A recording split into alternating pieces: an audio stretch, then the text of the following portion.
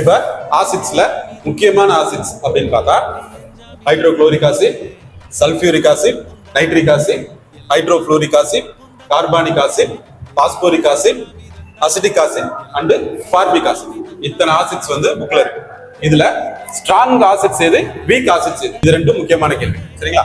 இதுல ஃபர்ஸ்ட் 1, 2, 3 அதாவது hydrochloric acid, sulphuric acid, nitric acid, இந்த 3 ஆசிட்ஸ் வந்து ஸ்ட்ராங் ஆசிட்ஸ், அதாவது வலிமை மிகுந்த அமிலங்கள்.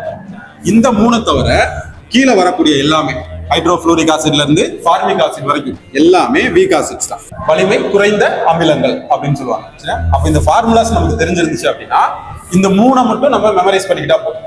Hydrofluoric acid, sulphuric acid, nitric acid, இந்த 3 ஆசிட்ஸ் வந்து ஸ்ட்ராங் ஆசிட்ஸ் அப்படின்னு டிஃபைன் பண்ணிருக்காங்க. இந்த 3 தவிர மீதி வரக்கூடிய எல்லாமே வீக் ஆசிட்ஸ்.